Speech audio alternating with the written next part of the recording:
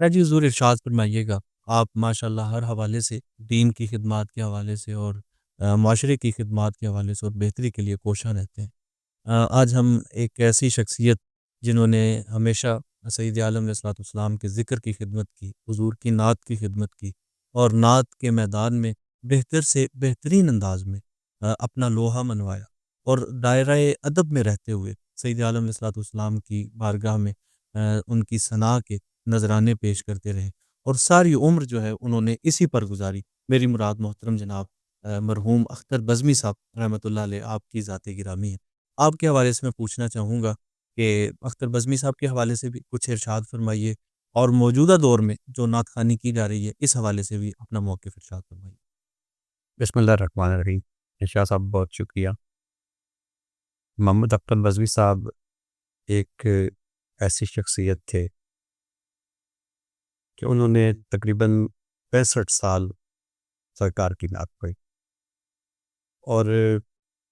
بہت سارے احباب جو تھے وہ ان کی عمر کے بارے میں اکثر اوقات غلط فہمی کے شکار ہوتے تھے کہ ان کی عمر 45-50 سال ہوگی۔ ایک دفعہ ہم ایک جگہ پہ بیٹھے ہوئے تھے تو میں نے بھی اسی طرح کی بات کی تو بزمی صاحب نے ایک شعر سنایا اور اس شعر کے بارے میں غالباً انہوں نے یہ بھی کہا کہ یہ میرا پسندیدہ شعر ہے کہ اعجاز ہے یہ سرور عالم کی نعت کا، میں پیر ہو گیا میرے نغمے جواں رہے۔ اللہ اکبر۔ تو بزمی واہ۔ صاحب نے 60-65 سال سرکار کی نعت پڑھتے ہوئے گزارے، تو میں سمجھتا ہوں کہ یہ کوئی کم سعادت نہیں ہے۔ اور پھر اس کے ساتھ ان کی انفرادیت بھی تھی کہ وہ ہمیشہ معیاری کلام پڑھتے تھے، ہمیشہ، یعنی عام طور پہ ان کو ایسی محفل میں ہی مدعو کیا جاتا تھا جہاں پہ لوگ کوئی معیاری کلام سننا چاہتے تھے، اچھے شعراء کا لکھا ہوا کلام پڑھتے تھے اور جس انداز کے ساتھ، جس روانی کے ساتھ وہ گرہ لگاتے تھے، میں سمجھتا ہوں کہ عصر حاضر میں شاید اس کے کوئی دوسری مثال نہیں۔ گرہ بندی کے بادشاہ جی، تھے۔ اس کے وہ بادشاہ تھے۔ اور پھر ان کا ایک اور بھی میں سمجھتا ہوں کہ ان کی شخصیت کا ایک پہلو تھا کہ سادہ انداز کے ساتھ نعت پڑھتے، رہن سہن بھی سادہ تھا اور اس میں کوئی تکلف نہیں تھا۔ گنتی کے ان ثنا خوانوں میں تھے کہ جب انہیں کہا جاتا کہ آپ نے فلاں محفل میں شرکت کرنی ہے تو پوچھتے کہ کتنے بجے آنا ہے، تو جو ٹائم بتایا جاتا اس سے کوشش کرتے 10-15 منٹ پہلے پہنچنے کی، یعنی تلاوت ہوتی تو بزمی صاحب محفل میں موجود ہوتے اور صلاۃ و سلام کے بعد دعا ہوتی تو اس وقت بھی بزمی صاحب محفل میں موجود ہوتے۔ ہمارے یہاں ایک چیز پچھلے عرصے میں بہت تیزی کے ساتھ رائج ہو گئی ہے کہ اب علماء جب آتے ہیں کسی محفل میں تو وہ پوچھتے ہیں میرا خطاب کس وقت ہوگا، تو عین خطاب کے وقت ہی آتے ہیں، خطاب کرتے ہیں تو چلے جاتے ہیں۔ اس طرح ثنا خوان پوچھتے ہیں کہ میں نے پڑھنا کس وقت ہے، تو جس وقت پڑھنا ہوتا ہے اس وقت آتے ہیں تو پڑھ کے چلے جاتے ہیں۔ بہت کم ثنا خوان ہیں جو کسی عالم دین کو سنتے ہوں اور بہت کم علماء کرام ہیں جو کسی ثنا خوان کو سنتے ہیں، جی بالکل۔ لیکن بزمی صاحب وہ شخصیت تھے کہ جو سب کو سنتے تھے اور علماء کے گھنٹے گھنٹے 1.5 گھنٹے کے خطاب بھی سنتے واہ۔ اور پوری توجہ کے ساتھ سنتے تھے، نعت خوانوں کی حوصلہ افزائی کرتے تھے، علماء کو داد دیتے تھے۔ اور کئی دفعہ ایسا ہوا کہ انہوں نے مجھے بھی کال کی، یعنی کسی جگہ پہ انہوں نے کسی عالم دین کی گفتگو سنی یا کسی نعت خوان نے کوئی شعر پڑھا کہ جس کے بارے میں بزمی صاحب نے سمجھا کہ یہ شاید بات جو ہے یہ توجہ طلب ہے، تو بعد میں وہ رابطہ کرتے علماء کے ساتھ اور وہ چیز ڈسکس کرتے کہ یہ چیز ایسے ہی ہے یا بیان کرنے والے سے کوئی غلطی ہوئی ہے، تو پھر جو بھی وہ جس نتیجے پر پہنچتے وہ متعلقہ فرد کو کال کر کے ساتھ پھر اس کے سامنے وہ رائے بھی رکھتے کہ یہ چیز اس طریقے سے بیان کرنی چاہیے۔ اور ان کا جو مزاج تھا وہ بھی اس میں دھیما پن تھا اور گفتگو بھی بہت دھیمی انداز میں کرتے تھے۔ میں ایک چیز میں نے ان کی ذات میں ایسی دیکھی ہے کہ جو کم از کم میں نے کسی دوسرے نعت خوان کی یا خطیب کی، میرے پاس اس طرح کی کوئی مثال نہیں ہے۔ ایک دفعہ ہمارے علاقے میں ایک بزرگ وکیل ہیں، اب وہ کافی عمر سیدھا ہو چکے ہیں، پریکٹس نہیں کرتے،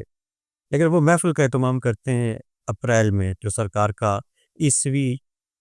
اعتبار سے یوم میلاد بنتا ہے 22 اپریل۔ جی، تو اس کو وہ محفل کا انعقاد کرتے ہیں۔ ماشاء تو ایک دفعہ انہوں نے کہا کہ بزمی صاحب سے وقت لیں کہ میری خواہش یہ ہے کہ وہ نعت پڑھے، تو میں نے بزمی صاحب کو دعوت دی، تو ان کے پاس ٹائم تھا تو انہوں نے وعدہ کیا کہ میں حاضر دوں گا۔ محفل سے 2 دن پہلے انہوں نے مجھے کال کی، کہنے لگے شاہ صاحب مجھے انفیکشن ہو گیا ہے اور میرا گلا خراب ہے، میں بول نہیں سکتا،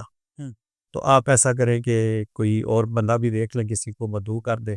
کہ نعت کوئی بندہ پڑھ دے،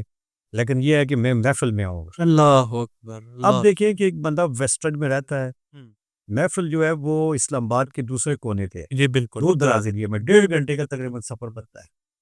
تو وہ کہتا ہے کہ میں محفل میں آؤں گا لیکن میں نعت نہیں پڑھ سکوں گا۔ جو تو وعدہ میں آپ نے کیا ہے یقین وہ کیجئے وفا کہ کروں گا۔ محفل والے دن تلاوت ہوئی تو بزمی صاحب محفل میں موجود تھے، اللہ رات و سلام تک بیٹھے رہے، ایک شعر بھی نہیں پڑھا انہوں نے، اللہ اکبر، اللہ سب کو سنا، تقریر بھی سنی، نعت بھی سنی،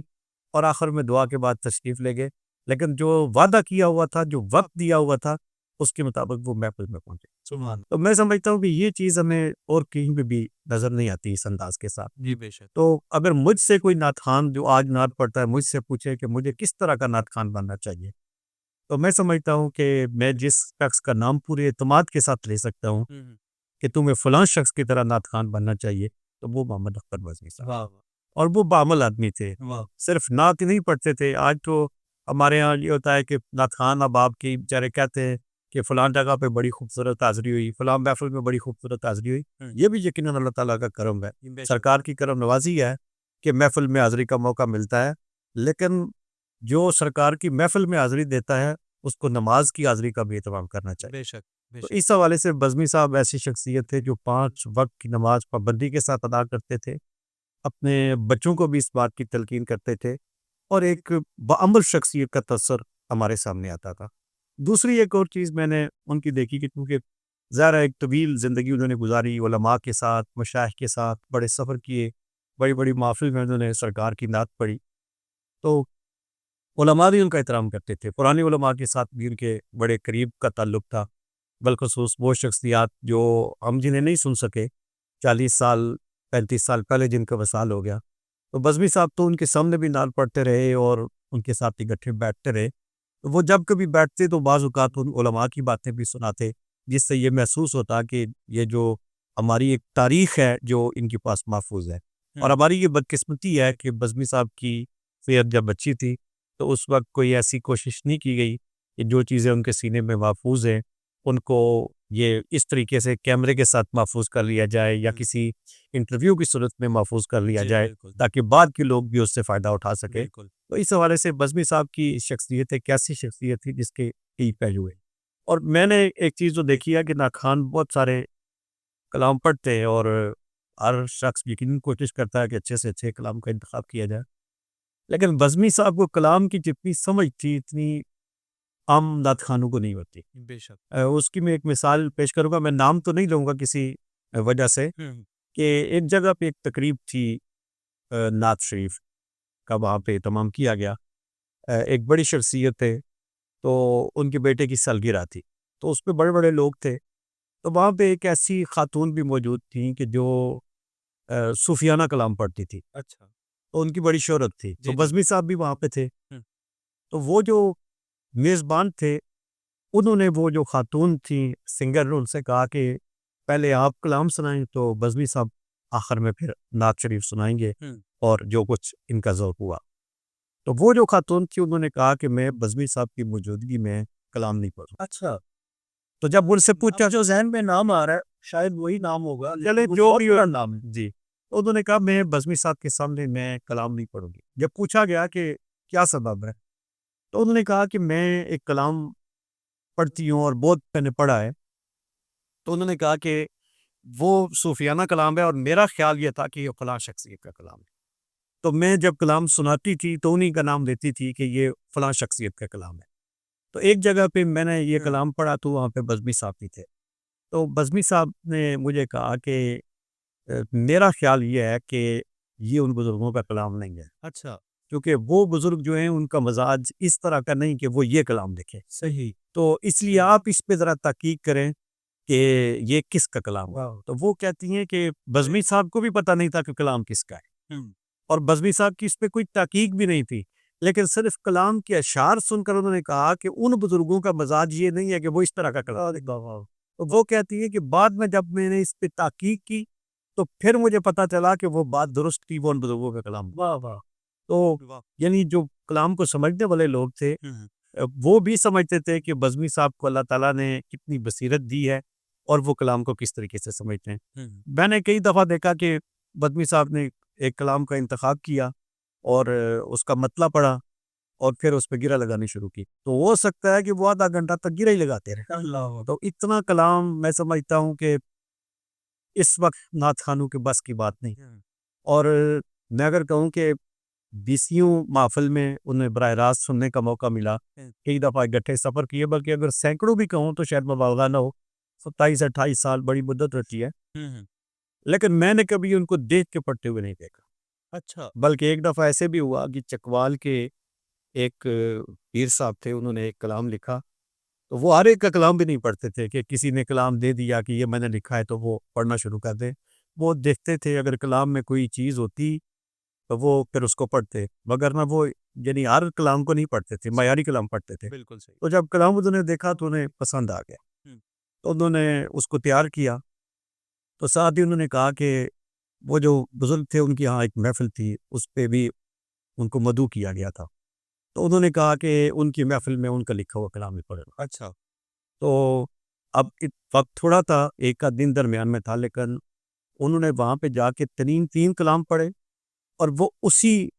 شخصیت کے لکھے ہوئے کلام تھے واہ واہ اور بغیر دیکھ کے پڑھے، واہ یعنی واہ وہ اتنے اشعار اتنی آسانی کے ساتھ اس طرح ان کو محفوظ ہو جاتے کہ وہ ایک بڑی روانی کے ساتھ آپ نے لیکن ان کو سنا ہے کہ وہ جب پڑھتے تھے تو ایک یوں پتہ چلتا تھا جیسے کوئی نہر بہ رہی ہے، یعنی ایک روانی تھی اس میں، وہ بغیر کسی جگہ پہ اٹکے کسی جگہ پہ رکے وہ سارا کلام انہوں نے اس انداز کے ساتھ سنا دیا۔ تو یہ میں سمجھتا ہوں کہ اللہ تعالیٰ کا ایک خاص انعام تھا لے کر کے۔ شاگرد بھی فن نعت خوانی میں انہوں نے جو نعت خوانی کی خدمت کی، میں چاہوں گا اس حوالے سے بھی آپ ارشاد فرمائیے کہ بہت سارے ان کے شاگرد بھی کلام پڑھ رہے ہیں اور یہ سلسلہ آگے بڑھ رہا ہے، اور جس ادب کو ملحوظ رکھتے ہوئے انہوں نے ثنا خوانی کا آغاز کیا تھا، بے امید تعالیٰ یہ حضور کی نعت کا فیض ہے کہ وہ آج بھی زندہ ہے۔ اس پہ میں ایک بات یہ کروں گا مختصر سی۔ ایک بات تو یہ ہے کہ بزمی صاحب نے جو معیار قائم کیا ہے وہ میں سمجھتا ہوں ان کے شاگردوں کے لیے بھی ایک دقت ہے، یعنی اب وہاں تک پہنچنا یہ بہت مشکل ہے۔ بے شک اور دوسری بات یہ ہے کہ اس وقت جو ہمارا معاشرہ جس انداز کے ساتھ ہماری نعت خوانی کی جو محفل ہے، جس طریقے کے ساتھ ان کو چلایا جا رہا ہے،